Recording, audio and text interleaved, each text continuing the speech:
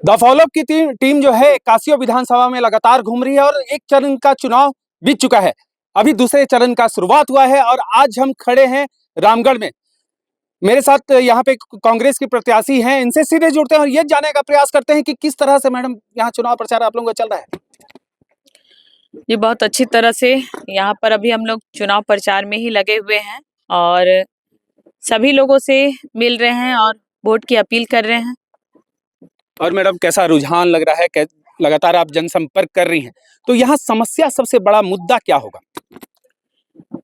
देखिए, जनसंपर्क के दौरान में सभी लोगों का काफी उत्साह देखने को मिल रहा है।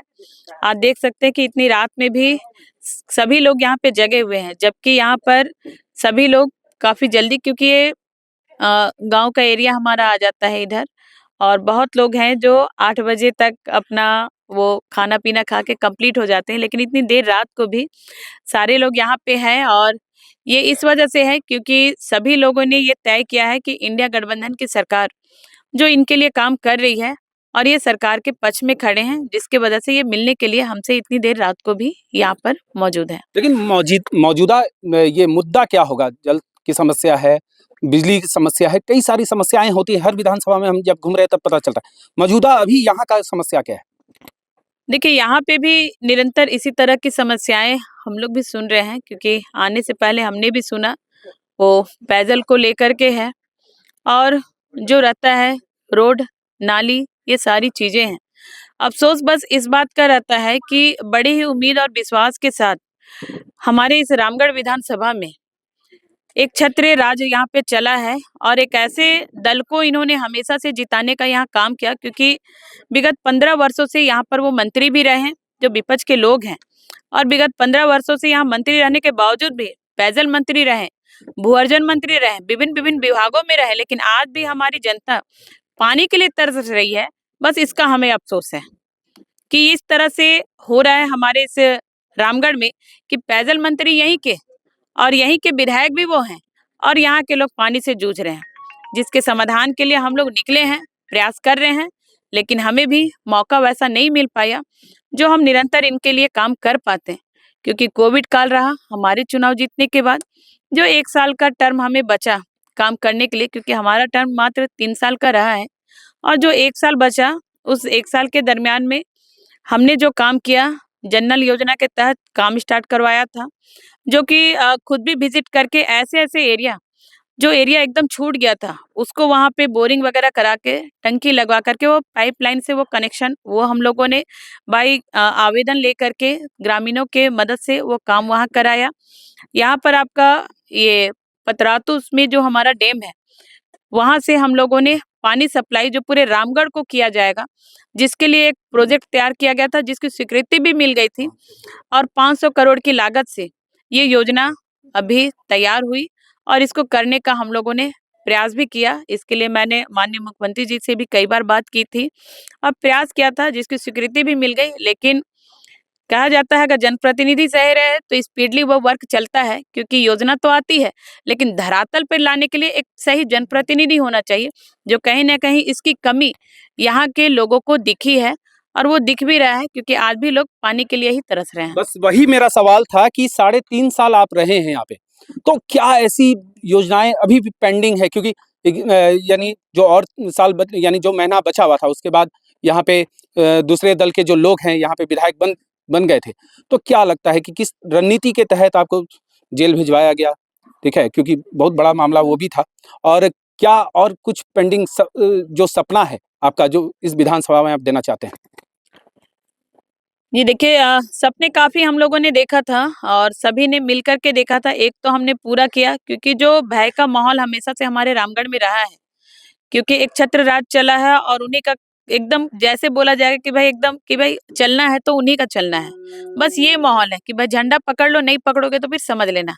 बस ये माहौल बना हुआ था, लेकिन सभी लोगों ने परिवर्तन लाया और कोविड काल रहा, कोविड 1.5 से 2 साल, जो हमारा टर्म मात्र 1 साल का मिला, उस दरमियान में जो सपने हमारे थे, स्पीडली हमने चाहा कि उसको वर्क को कंप्लीट कर सके। जैसे शिक्षा के क्षेत्र में भी था, स्वास्थ्य के क्षेत्र में भी था, तो बेहतर हमने प्रयास किया और यहाँ पे काम भी हमने किया है। स्वास्थ्य के क्षेत्र में यहाँ पर बताइए, इतने वर्ष हो गए, एक ब्लड बैंक यहाँ नहीं था, जो मेरे टाइम में मेरे आने के बाद मेरी अनुशंसा से ब्लड बैंक हमने यहाँ पे खुलाया। डायलिसिस के लिए लोगों को रांची जाना पड़ता था, डायलिसिस सेंटर हमने यहाँ पे कराया। 100 बेड का अस्पताल हमारे टाइम में यहाँ पे बना है। अस्पताल का कायाकल्प भी यहाँ पर किया, ऑक्सीजन प्लांट लगाया गया। इस तरह से निरंतर काम, और सभी पंचायतों में उप स्वास्थ्य केंद्र। और एक चीज की जो कमियां थी कि इन सब अस्पतालों में जो उप स्वास्थ्य केंद्र है, कहीं ना कहीं डॉक्टर या एनएम कोई भी नहीं बैठ पाते हैं, जिसके वजह से ये बाद में खंडर जैसा हो जाता है। तो एक प्रयास था कि इन सब जगहों पे एक डॉक्टर या एनएम कोई भी पर डे बैठे, ताकि जो ग्रामीण एरिया की सुविधा के लिए उप स्वास्थ्य केंद्र बनाया गया है, उसकी वो पूर्ति हम कर पाए। लेकिन वो सपना हमारा अधूरा रह गया।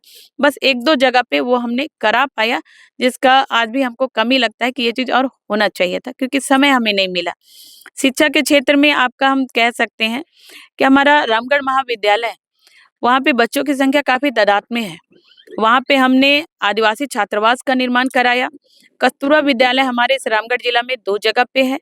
यहाँ पे टाउन में ही हमने दोनों जगहों पर वो रूम भी वहाँ पे बनाया, क्योंकि बच्चों की संख्या काफी ज्यादा है, जिसको लेकर के वहाँ पे काम हुआ।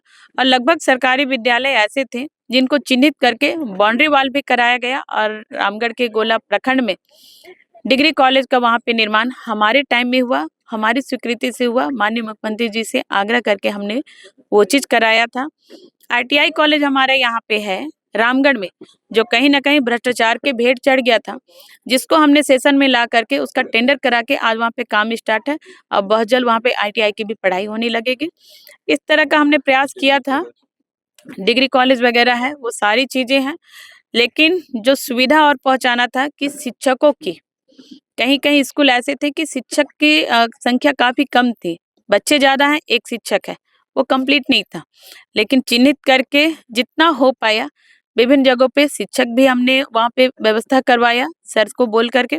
बाकी जगहों पे नहीं हो पाया, वो कमियां हैं। खासकर भैरवी जलाशय जो हमारा सब दिन का मुद्दा रहा है, जो कृषि क्षेत्र हमारा ये रामगढ़ है, खासकर गोला प्रखंड, और भैरवी जलाशय जिसके लिए हमने हमेशा प्रयासरत किया। मैं विधायक नहीं थी, जिला परिषद भी नहीं थी, उसके बावजूद भी मैंने भैरवी जलाशय के लिए, वहाँ के लोगों के लिए मैंने आंदोलन के साथ उनका खड़े होने का काम किया, उनका अधिकार दिलाने के लिए। जो पुनर्वास भी हमने वहाँ पे करवाया और वहाँ के लोगों को वहाँ पे बैठाने का काम किया। लेकिन नहर का काम अधूरा था, जिसके लिए आंदोलन किया था हमने। इसको हमने गैर सरकारी संकल्प में लाया, सेशन में लाया, तब जा करके उसका सर्वे फिर से स्टार्ट हुआ।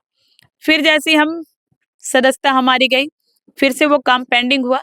लेकिन जब जेल से हम आए, फिर से हम इस काम पे लगे और निवेदन सर से किए, क्योंकि गैर सरकारी संकल्प में हमने लाया था, और उस पेपर के माध्यम से आज 322 करोड़ की लागत से उसका टेंडर भी हुआ है। अब वो नहर का काम भी अब कंप्लीट हो जाएगा, इसकी खुशी है। लेकिन ये जल्दी हो जाए, बस ये चीज की कमी है कि ये जल्दी नहीं हो पाया, क्योंकि हमने कहा जनप्रतिनिधि होना चाहिए, काम तो आ जाएगा। काम कराने के लिए जनप्रतिनिधि चाहिए धरातल पर। चलिए, बहरहाल आप देख सकते हैं कि अभी हम पतरातू बस्ती में मौजूद हैं। आप देख सकते हैं कि काफी सारी भीड़ है यहाँ पे। अब देखने की बात यह है कि 20 तारीख को यहाँ पे मतदान है और मतगणना 23 तारीख को, और जो भीड़ आप देख रहे हैं किस तरह से आप यहाँ पे इनको चुनती हैं, वो देखने की बात होगी। अपने सहयोगी आशीष यादव के साथ मैं पीयूष मिश्रा। गोल, जहां 27 वर्षों के सफर में 17,000 से भी अधिक छात्रों ने डॉक्टर एवं इंजीनियर बनकर भरे सफलता की ऊंची उड़ान, जहां साधारण छात्र भी झारखंड टॉपर्स बनकर बना रहे इतिहास। दूरदर्शी शिक्षाविद श्री विपिन सिंह के मार्गदर्शन में मेडिकल एवं इंजीनियरिंग के लाखों छात्रों के लिए आशा की किरण के रूप में गोल, nation's leading institute. thefollowup.in. Like, share and subscribe. www.thefollowup.in